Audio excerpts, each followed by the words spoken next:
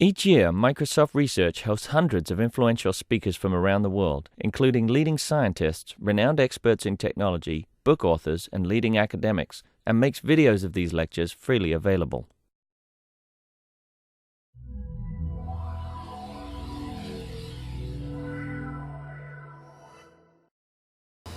I'm here to introduce and welcome Stephen Johnson, who is visiting us as part of the Microsoft Research Visiting Speaker Series.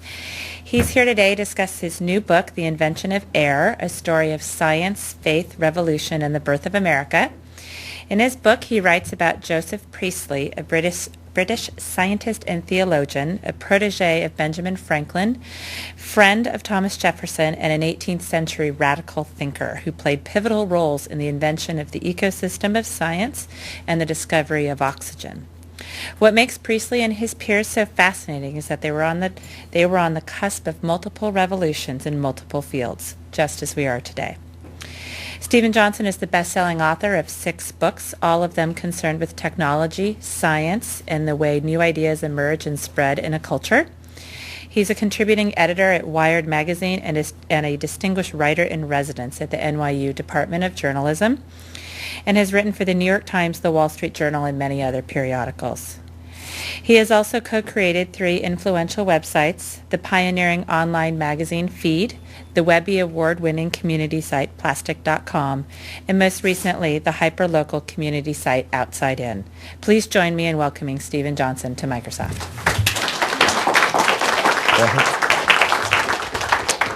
Thank you very much.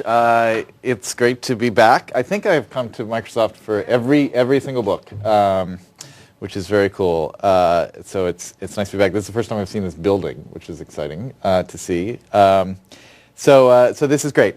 I thought what I would do is talk a little bit about how I came to this topic. As some of you may know, I'd written a book about video games and television shows, and then I decided to write a book about cholera. And then I decided the only thing sexier than cholera was 18th century chemistry, and that was sure to... But for whatever reason, it seems to be working out. There's been a great response to this and a lot of conversation about it, which has been really exciting. And so I think people seem to be understanding what I found so both interesting and relevant and kind of contemporary about this story. So I'll just tell you a little bit of the background and then tell a bit of the story and then open it up to any questions people have. So this is one of those books that was originally going to be another book, and then I kind of got sidetracked and decided to do what I ended up writing. I was originally going to write a book, and I'm still going to write this book. I am under contract to write this book, so I'm definitely going to write it. There was a more general book, in some ways closer to my second book, Emergence, about how ideas and innovation kind of spreads through society, and it was going to have a number of anecdotes, but not a single kind of narrative through line. And one of the kind of initial ideas I had was this question of whether it would be useful to approach the problem of how ideas spread through society using the kind of metaphor of ecosystems theory. So the way we talk about the flow of energy through an ecosystem, maybe it would be interesting to talk about the flow of information through a society in kind of a similar way. And so I started to do a little bit of kind of research into Earth system science and ecosystem science. And in the course of that research, I came across this story about Joseph Priestley, who I had vaguely known, as it seems like most people know if they have heard of him, as the guy who discovered oxygen for the first time. Although, for complicated reasons, he really wasn't the first person to discover oxygen, and he kind of got it famously wrong when he did. But what I had stumbled across was this other thing that Priestley had done, which I think he deserves as much credit for, and in some ways the book is an attempt to revive this part of his career, which is that he was the first person to realize that plants were creating oxygen. That the whole reason we have an atmosphere to breathe is because oxygen is created by the process of photosynthesis that the plants kind of evolved many millions of years ago. The Earth's kind of natural composition of the Earth's atmosphere would be less than 1% oxygen without photosynthesis. And for millions and millions and millions of years, it's been remarkably stable at 20.7%. So we live, in a sense, in this artificial bubble of this life support system that was invented by the plants eons ago. And it was Priestley who first kind of grasped this. And so I thought, well, that would be an interesting story. Maybe I'll start this idea book with the story of Priestley kind of coming up with this insight. And then I started reading more about him, and it turned out actually that he was bound up, though he was British by birth, he was bound up in the American Revolution and with the American Founding Fathers in all these really interesting ways. He was best friends with Franklin when Franklin was in London, and ultimately emigrated to America, had a huge impact on Adams and Jefferson, and continually recurs at these important turning points in the early history of this country, almost like a kind of a Zelig of the early American Revolution, keeps popping up in the background in all these stories. And so once I kind of realized that there was kind of a Founding Fathers story here, I thought, oh wait, this is the book I should write. And I had to call up my agent and my editor and say, how about a book about 18th century chemistry? Would that be all right if I did that first and then did the other one? And amazingly, they thought it was a good idea too. And so this is how we came to the Invention of Air. So I want to tell you a little bit about this great experiment that he did that's at the center of the book, but it's just a bit of background about Priestley. He was a classic Enlightenment era figure. He was a great dabbler in a million different things. He did kind of pioneering work in linguistics, in the science of electricity, in the science of chemistry, pneumatic chemistry, this kind of the study of air and gas. He wrote incredibly influential work on religion, co-founded the first British Unitarian Church, wrote very important works on kind of political theory. I mean, wrote something like 500 books and pamphlets over the course of his life. So someone said after reading this book that it left them, in addition to the other ideas that were kind of floating around, it left them with this general feeling of, what have I done with my life compared to this guy? So just his output is really kind of an interesting question of how he was so productive. The first thing he actually did of any real note was he wrote a work of linguistic scholarship that was an attempt to build a kind of a systematic grammar for English, which no one had really done up until that point. They'd spent all this time, kind of building grammars for Latin and Greek, and yet everyone was speaking this other language. And so Priestley thought, why don't we look at that, in a scholarly way? And so he, with his later political writing, kind of invented a combination of radical linguistics and radical politics that only Noam Chomsky would come up with later on. It's a mix that no one else has ever tried to pull off before. And since so then that was in 1762, and in the mid 1760s he got interested really seriously in electricity, and electricity was the great thing that budding scientists were all interested in at that point. Franklin had done his pioneering work a little bit more than a decade before, and Priestley had this idea that it would be interesting for somebody and helpful for somebody to write a kind of a general interest popular account, a story, crucially, of the advances in the science of electricity and the gadgetry of electricity that had ensued over the preceding 50 years or so. And so we got an introduction to Ben Franklin, who was in London at the time. And so he goes to London and meets Franklin at the London Coffeehouse in the shadow of St. Paul's Cathedral. And the coffeehouse actually is kind of crucial to this part of the story in a way. Coffee is a little bit of a theme that runs through the book. And it's crucial in two ways. The first is that the institution of the coffeehouse was central to Enlightenment culture, right? It was a space where people would come together from kind of diverse backgrounds, would get together and hang out and talk shop about their various interests, and they would talk politics, and they would talk religion, and they would talk science. And it was a kind of intersection point between all these different networks, and a remarkable number of kind of key events in the 18th century come out of a coffee shop in one fashion. I mean, the whole insurance business is invented in Lloyd's coffee shop, which turns out to be Lloyd's of London over time. And Franklin had a group that he later called the Club of Honest Whigs, and they would get together in the London coffee house and talk about all these things. So Priestley comes to meet him, and the other way in which coffee is important to this story is coffee itself, right?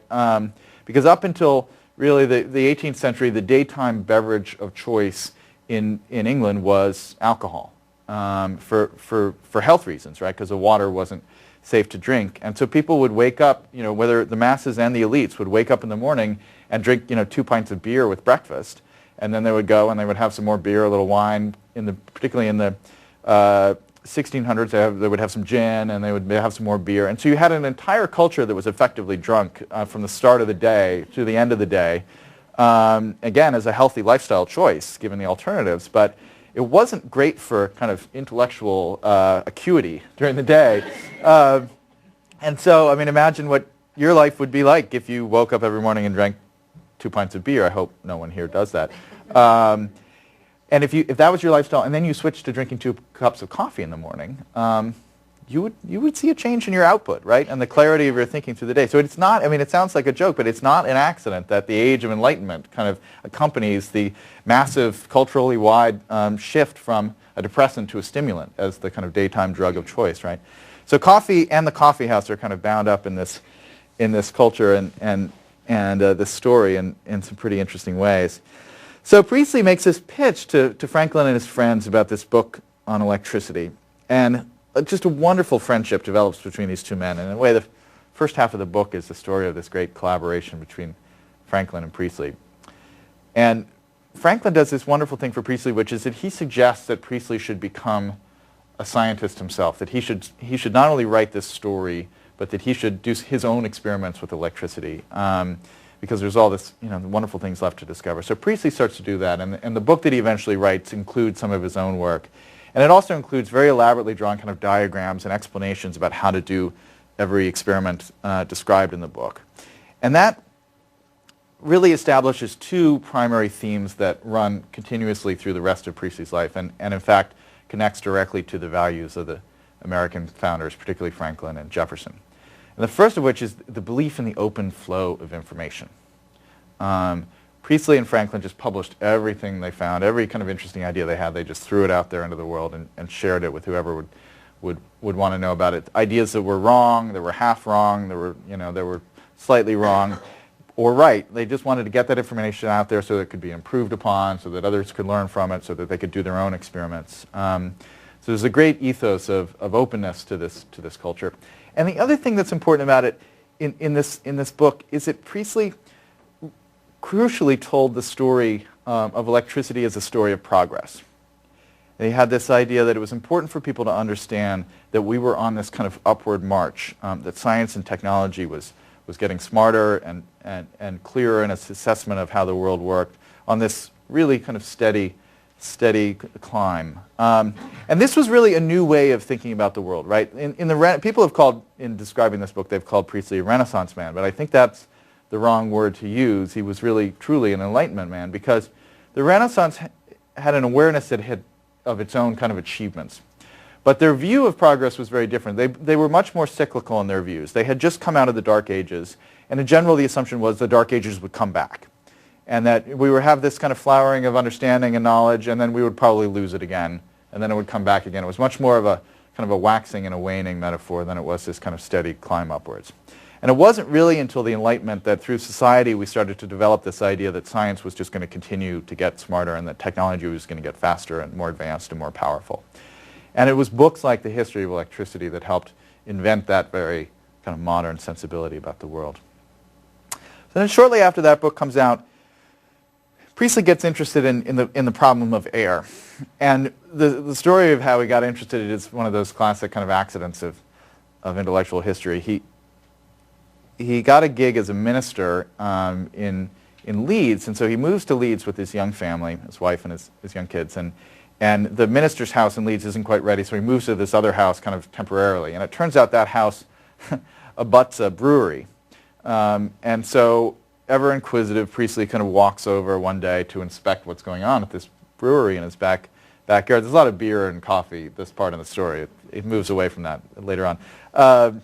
He walks over and checks out this brewery, and he notices over these big vats of beer that there's this kind of interesting haze coming off of the beer. And so he goes to the proprietors and says, would you mind if I did some science experiments over your beer? Which I'm in the image of the kind of the wacky next door minister kind of coming over and being like, could I set up a little lab right over your beer? Is that possible? So they say yes, and so he starts doing these experiments, and he realizes after a few weeks that he finds that if you pour water back and forth over, in the middle of this kind of haze over the beer, and then drink it, it has this delightful fizzy taste to it. And so he invents carbonated water. He invents soda water. And typical of Priestley, he he shares this news of this with everyone. He writes all his friends. He writes off to Franklin. He says, I've invented this delightful fizzy beverage. If you mix it with a little wine, it's really, really tasty. And if he'd added fruit juice, he would have invented the wine cooler too. He was this close.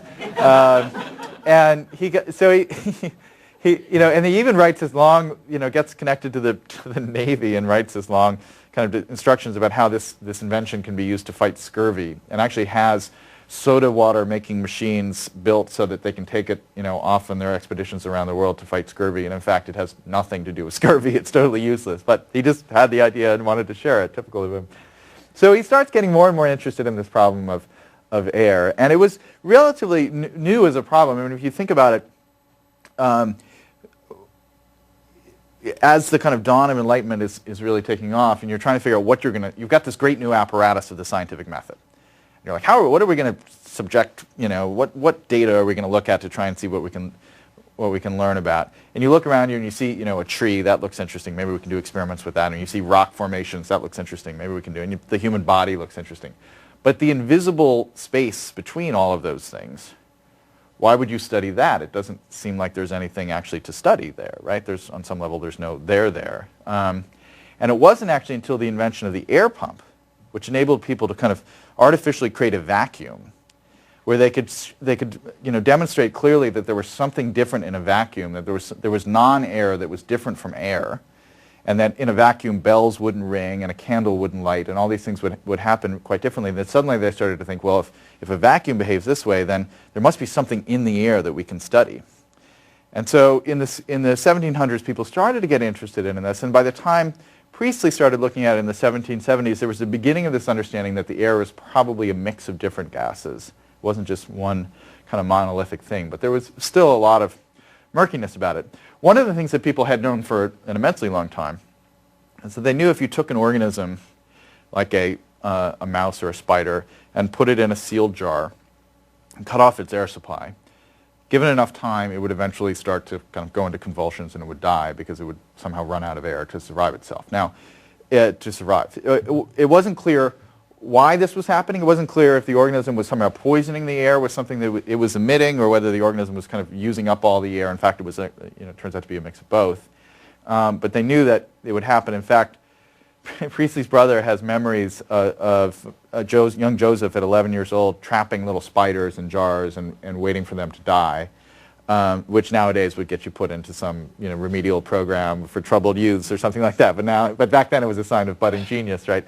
And so everyone had known this, so they hadn't fully understood what was going on. But Priestley had this other idea in the early 1770s, which was, what would happen if you put a plant in a jar? How long would it take the plant to die? Would it die, quicker or more slowly? So he goes into his back garden and pulls out a little mint plant and puts it in this little vessel, isolates it, cuts off its air supply, and sits around patiently waiting for this thing to die. And weeks pass, and strangely enough, it doesn't die, right? It just keeps growing, actually. It seems very healthy, and so he thinks that's strange. So then he has this little twist to this experiment, and this was the kind of, just kind of unique genius that he had at devising these incredibly simple but elegant little combinations of things that would prove so revolutionary in the kinds of insight that they ended up offering. He decided to take a candle and put it in this sealed vessel with this mint plant.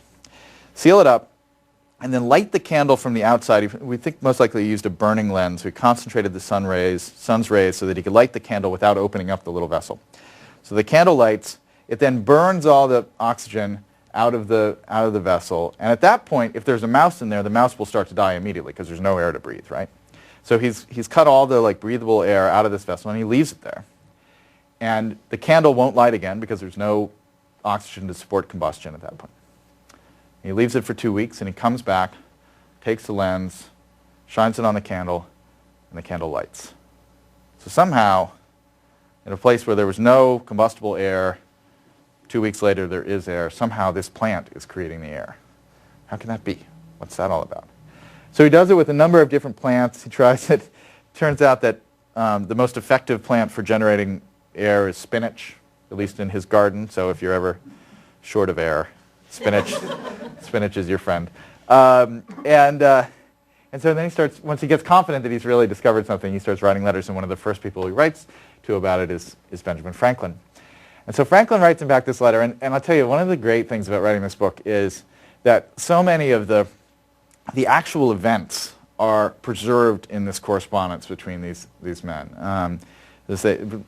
Priestley was in Leeds, Franklin was in London, and they saw each other face to face some during this period, but a lot of their exchanges are actually entirely in the correspondence. And so you get to see, stuff is all online, and you get to see these world-changing ideas, kind of in real time as they're happening in the kind of original letters going back and forth between them.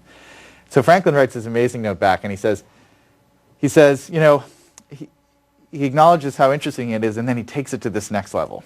And he says, what you're seeing there in that little jar is probably part of a larger kind of rational system. And we know that all around the world that fire purifies water and that manure can help plants grow. And so the earth must have come up with some kind of system. Nature must have devised some kind of system to purify the air. And it would make sense that vegetable matter is responsible for this on some level. It's probably a global kind of phenomena that you're seeing there in your little kitchen experiment in Leeds. And so right there, I would argue, that's one of the beginning points of the kind of the modern ecosystem view of the world, like that we live in an environment that's been partially created for us by other organisms around us. And the web of life is not just that we eat another creature that eats another creature, but actually that the space we inhabit is kind of created by other life forms. And Franklin even takes it to the next step of kind of an early version of green politics, which is that he says, I hope this discovery will temper the rage for people chopping down trees near houses under the argument that the trees make the air unwholesome. In America, we've got lots of trees near where we live, and we're a very healthy stock, and something like that. So it's not just that we live in this connected web, but we have to be responsible stewards of that world, and we can't just chop down all the trees next to the houses. So what I love partially about this story is that it's a great idea that comes out of a duet in a way between these two guys. A problem that Priestley had been interested in as kind of a long hunch in his life, dating back to when he was trapping spiders. He gets to this great breakthrough, but then he needs Franklin on some level to complete the thought. And that's the beauty of kind of the open flow of information, is that sometimes somebody else has the key that finally unlocks the full vision of what you've stumbled across in your experiments. So Franklin gets pulled back to America shortly after that. Actually, they spend Franklin's last day together, the two men. And they continue to have this lovely correspondence that goes on. And basically the correspondence is Priestley sending Franklin all his latest papers and his latest scientific discoveries, and Franklin writing back saying, like, very interesting, love to spend more time, but there's this war going on, and I'm a little busy right now. I'm not sure if but always talking ruefully about how much he misses the old days in London and the London Coffeehouse group, and beautiful letters back and forth between them. But then basically Priestley gets pulled into the orbit of politics and of controversy himself. He had been a big vocal supporter of the American side in the American Revolution, probably one of the 2 or 3 most prominent Brits who were on the other side of that dispute. And during the 1780s, he moves to Birmingham. He falls in with the Lunar Society, which is, of course, a whole other wonderful story in and of itself. Plays a role in kind of the early development of industrialization up there in northern England, and in part because his patrons are now more kind of radical than his patrons in the 1770s had been. His own public persona and his public writings get more controversial.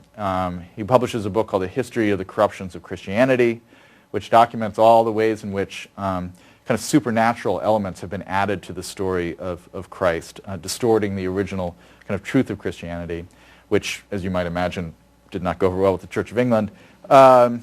And he ultimately, when the French Revolution comes around, he is very supportive of the French Revolution. And so by about 1790, he is one of, if not the most hated man in all of England. And a lot of the reactionary forces in England who were opposed to this new industrial lifestyle, who were opposed to the regicides who want to kill the king like they're threatening to do in France at that point, and who are opposed to these radical new religious beliefs. All of this kind of converges around Priestley, who has, in a sense, a hand in all 3 of these kind of incendiary elements. And so in 1791, a group of his friends in Birmingham decide to, on July 14th, to throw a dinner party in honor of the French Revolution, in honor of Bastille Day. And it turns out to be maybe the most disastrous dinner party in the history of human meals. The word gets out that these radicals are going to get together and have a dinner party, and so the group that was known as the kind of Church and King movement in England decide that they're going to show up and hurl some stones and some epithets at these controversial figures. And there's a kind of a little preamble kind of war of pamphlets for a couple of days before the dinner party, and Priestley decides not to go because of the threat, and they change the time of the dinner party so that maybe they'll miss the protesters. And so they have the dinner party about 3 hours early while all the protesters are off in the pub getting drunk. And by the time they show up, the dinner party is gone, and that only makes them angrier. And so they decide to tear down a couple of churches in town, a couple of the meeting houses where Priestley had preached. And then they decide to set off for Priestley's house on the outskirts of Birmingham and to kill Priestley, basically. So it's a literal angry mob, practically with the pitchforks and everything. They get to his house. A slightly comic scene ensues where Priestley is left at this point to go on to another friend's house to avoid the mob. And for a while, they can't actually find anything to light the house on fire. They can't manage to get a good flame going, partially because they've had a little bit too much to drink, and so they're just like, did anybody have a match? This isn't working. And finally, they find his lab, which he had built himself with all these amazing tools that his friends in the Lunar Society had built for him in their factories.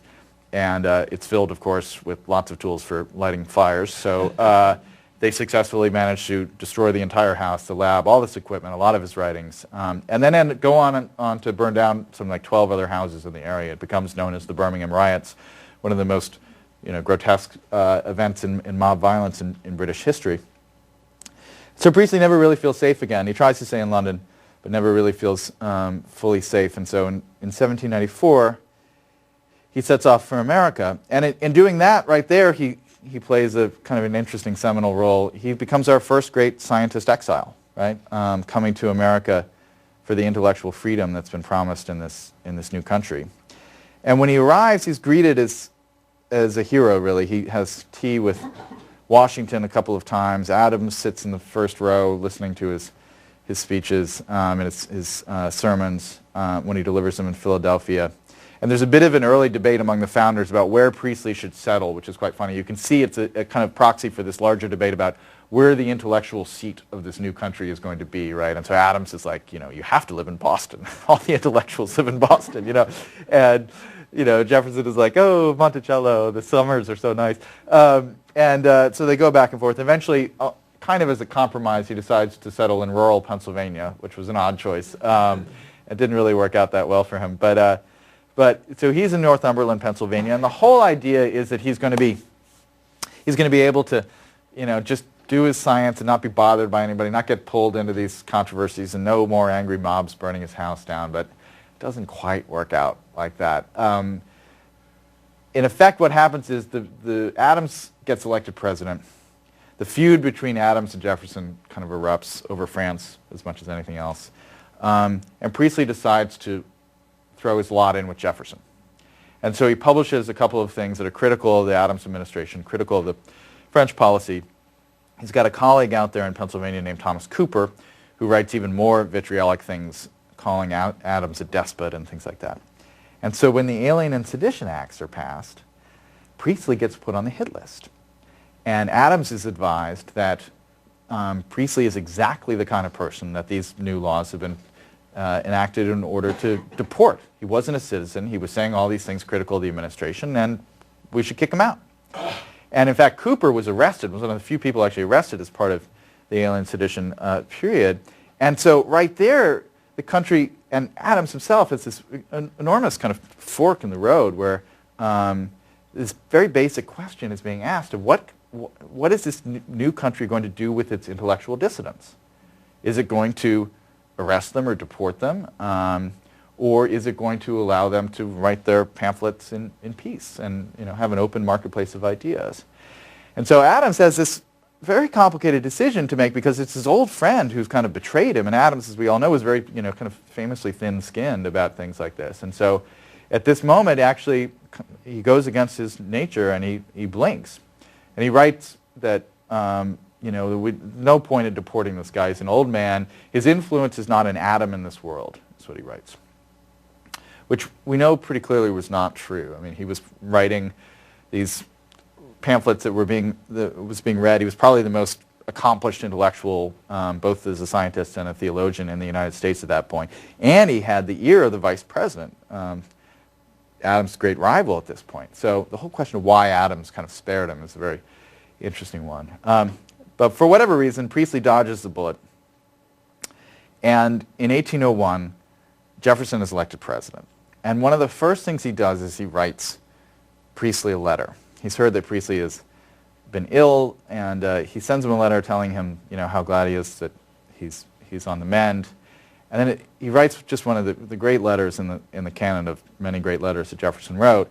And what he effectively says is, first he says, I'm glad you're well. The continuance of your life is one of the things that every thinking man hopes you will continue to be among us. It's really a fan letter in the first part of it. It's just like you've had a huge impact on me. And then he basically apologizes for the abuses and the kind of madness of the preceding four years. And he says all these things very critical of Adams. And he says, our country was thrown into this craziness, and I apologize for that. For a long period of time, we were all about looking backwards. Any of the advances of science were prescribed as innovations, meaning in the old negative sense of innovations. It was all about the education of our ancestors and not about the future. But you, Joseph, and I understand that this country is about progress in science and the advances of technology and thinking about the future and not looking backwards.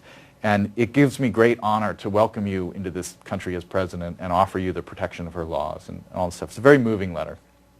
And he talks about how much more confident he is now in the stability of this system, that it's been able to survive this kind of attack on it. It's a beautiful letter.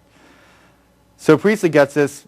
He lives for a few more years. One of the last messages he sends before he dies in 1804 is a message off to Jefferson that saying, what an honor it is that he's going on to a better place, but it's been a great pleasure that he's been able to kind of live in peace finally, and under a government that actually is letting him live in peace and respecting his ideals and values and so on.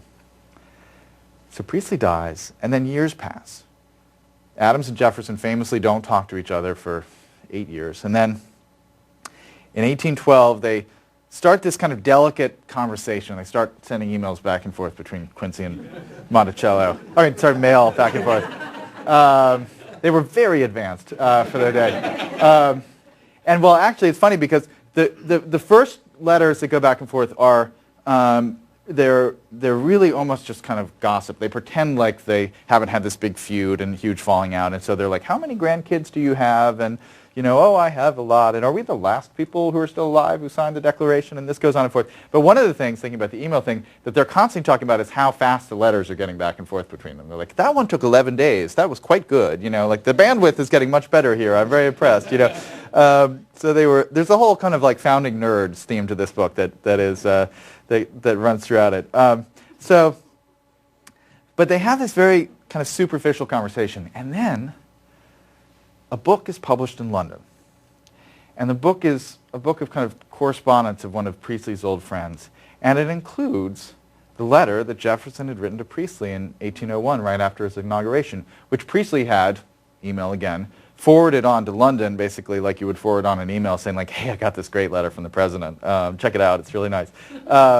So it shows up in this correspondence, and that book travels all the way across the Atlantic Ocean and finds its way to Quincy, Massachusetts, where John Adams flips through it and finds this letter from his former vice president, basically talking trash about him, and saying all these insulting things, acting very condescending, and putting Priestley on this great altar and saying, I'm with you there, Joseph, and that Adams guy was completely backwards and didn't understand science, didn't understand any of this stuff. And so Adams just blows up.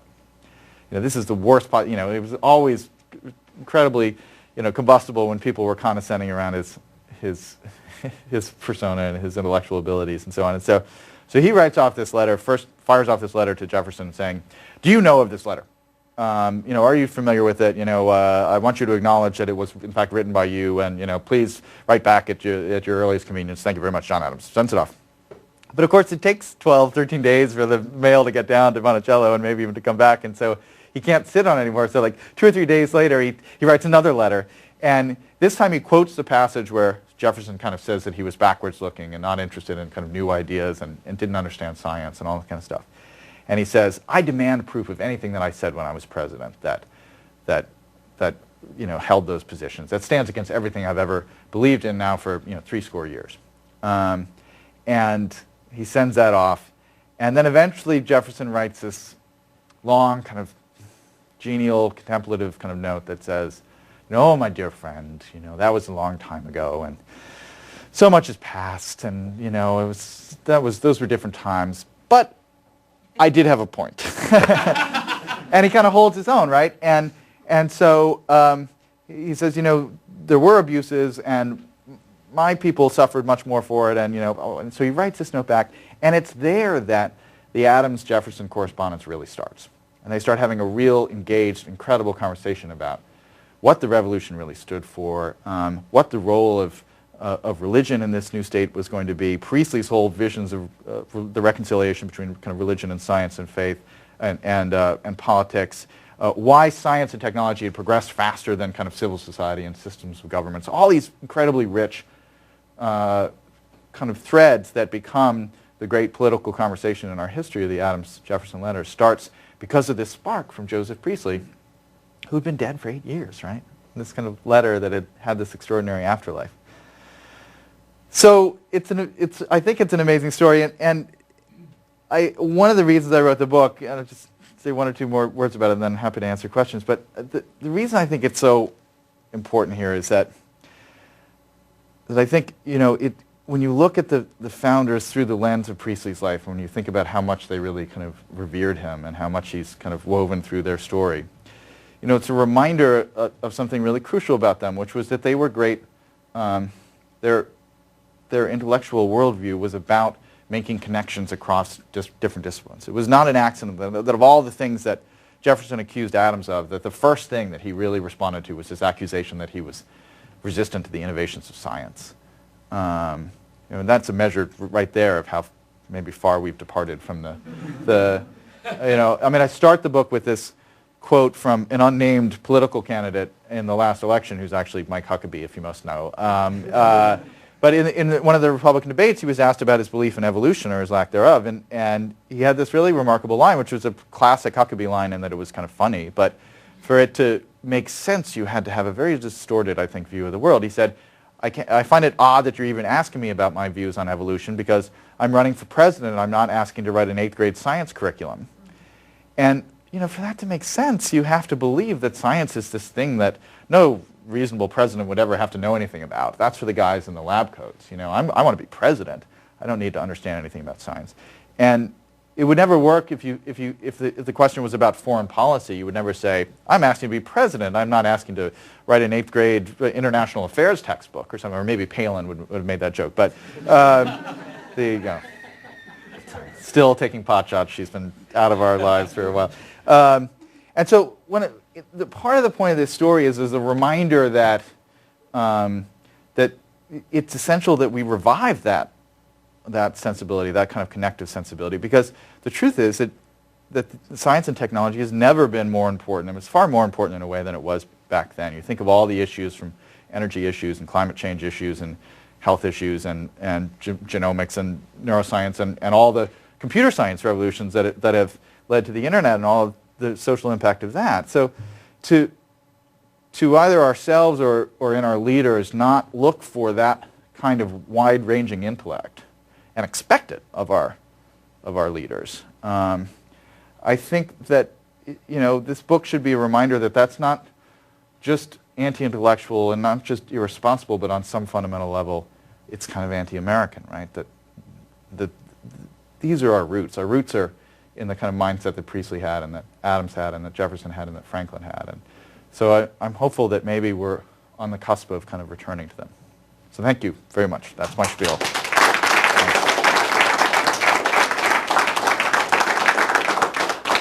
So questions about this or other books or other things? I'm all yours. Yeah. You titled your book "The Invention of Air," and which really raises the question of when did people really realize there was a difference between air and empty space? You kind of touched on that a little bit, but didn't really, say it was this point in this year or anything like that. Well, it's part of the, it's funny, the title, which I had, this is one of those weird things where I had the title within 7 minutes of kind of deciding that it was going to be this book. But part of the play of the title is that the original invention of air is the plant's invention of air, right? And so then there's the invention of the original invention of creating an atmosphere for us that we could over time, over evolutionary time, eventually decide, hey, we could live here. This is pretty nice, right? And then the invention of air as kind of a discipline, kind of later. And then you'll see there's this kind of air motif, if you get a chance to read it, that kind of winds its way through it. Jefferson has a quote that I put at the beginning about that nature made ideas kind of as freely roaming as air for a reason, that they can't be restrained in any way, because that's healthy for a culture to have ideas moving through it in that way. So it becomes this little kind of poetry. But yeah, it's really, but it's hard to date these things. And one book that's in here quite a bit is The Structure of Scientific Revolutions, which I'm sure many people have read. And I had read it when I was in college and in grad school, and there's kind of a continuous theme in a lot of my books about kind of turning points in intellectual life. When you have these paradigm shifts, what happens at that moment? Why do they happen when they do? Are there kind of underlying laws that we can detect when we see changes in thought happen? But I had entirely forgotten this. But when I went back to reread Structure of Scientific Revolutions for this book, the first real story that Kuhn tells in that book, and that's arguably one of the 5 most influential kind of intellectual books of the second half of the 20th century. It's maybe the second most cited book, I think, in academic literature in that period. The first story he tells is about the isolation of oxygen, the discovery of oxygen in Priestley, which I had no memory of. And it was one of those things you're stumbling through and you're like, oh my God, it's perfect, right? And his message there is actually that when you try and say, when was oxygen discovered, it's very hard to answer that question, because it was kind of first isolated by Scheele, who didn't publish his results until after Priestley. Then Priestley isolated it, but messed it up for all these reasons and was obsessed with this phlogiston theory, gave it this awkward name of deflogisticated air, which I can't even pronounce. And then it was really Lavoisier in France who kind of gave it the name oxygen and developed a much more kind of cohesive theory of what he'd actually found. And so what Kuhn says is, the only way you can really answer the question of when was oxygen discovered is to say it was almost certainly not discovered before 1772 and almost certainly discovered after 1776. But in between that is very hard to kind of say. And I think that that's true on a slightly broader level, which is the whole idea of studying gas. I mean, it's really, kind of 1650s. The air pump, there's a great book called it's about the air pump, and I've forgotten what the full title is, but just the impact of the air pump that enabled you to create a vacuum. That without that technology, you couldn't create a vacuum in the lab to be able to demonstrate that there was this anti-air versus air, and that if that technology hadn't been available, that insight wouldn't have been possible and the science wouldn't have really started. So my question was motivated by the thought that before you can ask the question, what is air made of, and decide that one of the things it's made of is oxygen, you have to realize that air is something. It's not nothing. Exactly right. And so the air pump obviously fits into that. But when the air pump was invented, did they have the idea that what an air pump was doing when it was creating a vacuum was removing something and leaving empty space behind? Yes. That was the argument in the first kind of decade of research in that. And the other thing that was crucial, I mean, this is another little theme. I mean, the book, one of the things that I'm really interested in this book is trying to wrestle with this question of why things happen, not just what happened, right? And so why was Priestley able to do it? Why was this revolution in chemistry possible at this time? And one of the other things was the technology of measurement, of measuring weight. So there were extremely accurate scales that had never been used before. And so Lavoisier was actually a genius at measuring things, much better than Priestley was. Priestley almost never has measurements in any of his experiments. They're all kind of like, the mouse lived, the candle was lit, whereas Lavoisier was, I burned this material and it weighed a tiny fraction more than the material that was before it was burned. And so he was able to figure these things out because he had really, really sensitive scales for the first time. So the kind of available technology, not, on some level lets you, see the world in a new way that people 100 years couldn't have done it. Yeah. So I read the book and I recommend it highly, but I did get in an argument recently with someone about it because I was describing Priestley and Jefferson to this person saying, and the person said, well, it's impossible for anyone to be that much of a generalist anymore. Right. There's too much information. We have to know it. We have to all be specialists. No one can be that kind of person any longer. And I said, well, I don't want to believe that's true. Right. I would like our leaders in various ways to be, reading Shakespeare and know something about Latin and know something about science and, you know what I mean, like be more just. And I think there seems to be an aversion to people embracing that anymore. So it's a good point, and I think it's an important one to make. But you have reason to be optimistic, and I'll get to that. This is a book that celebrates polymaths and cross-disciplinary thinking, and it's got a beautiful, I think, there's the great beauty in the kind of the amateur dabbler of this story, which I love, and GhostMap had that as well in the story of cholera and Jon Snow. But we should recognize that specialization happened for a reason. The fact is, you have to be specialized now to do important, groundbreaking work in science. You can no longer isolate fundamental gases, for the first time in your home kitchen lab. It's just we found them all, right? So the unique opportunity that Franklin and Priestley had particularly was that the world was filled with all this phenomena that had not yet been subjected to the kind of the lens of the scientific method. And so you could just walk outside. If you knew how to kind of create a little experiment, build a hypothesis, test it, refine it, you could just go out and find things and quickly make advances in these sciences. And now we have specialization because we have so much progress, there's so much to know. You have to go to grad school for 6 years, and you have to do 10 years of work before you can start to come up with new ideas. So that's inevitable, and you don't want to be too sentimental about it. On the other hand, we have fields like, for instance, the internet, where it's never been easier to kind of build interesting little applications that can change the world. There's a whole kind of information theory component to this book, and when Daily Kos, a political site, reviewed it, they called it, bloggers of the 18th century, which is a little bit of kind of the idea here.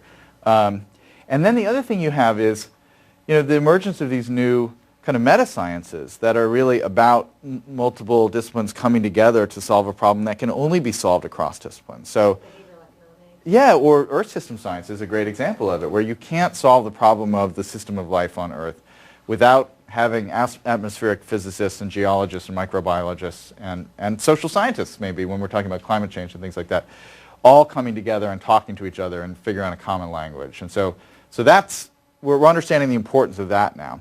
And then finally, there's just this basic responsibility of us I'm not trained as a scientist, right? So, but you can go out there and learn about it and make interesting intellectual connections from a layperson's perspective. And that's the kind of sensibility we should expect in our leaders. And we should expect our leaders not necessarily to be, practicing scientists themselves, but maybe we should ask them when they're appointing an energy secretary to find a Nobel laureate in energy and make him the energy secretary. So that they're surrounded by people who do have this kind of specialized knowledge, and when they sit down at the table, all that expertise is there. So that's where I think we can kind of continue this legacy on. And yes, we may not be armchair chemists who change the world from our chemistry experiments anymore, but there's plenty of room for that kind of cross-thinking, I think.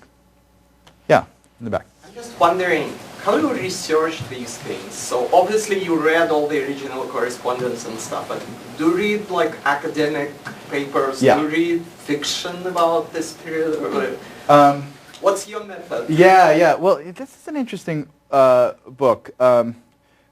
GhostMap and this book, both of which were involved a kind of historical story, and they're both in this kind of sweet spot I've found for books, which is a story about which there has actually been a lot of scholarly writing, about which there is a lot of original primary sources. For GhostMap, there were just a number of original sources documenting that outbreak, because there were a bunch of kind of reports that went in and did exhaustive reports on what had happened during this cholera outbreak in 1854. So there was just amazing primary sources there, and then a bunch of scholarship, but not a lot of kind of general interest popular accounts of what had happened. And this is the same with Invention of Air, where the correspondence is beautifully preserved, and there's just, and it's all online in this great way.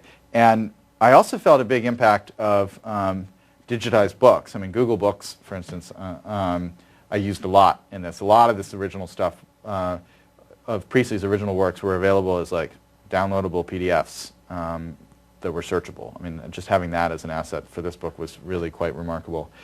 So I was able to do a lot of it, you know, in the metaphoric pajamas in my house without having to go to, you know, a library in England and things like that.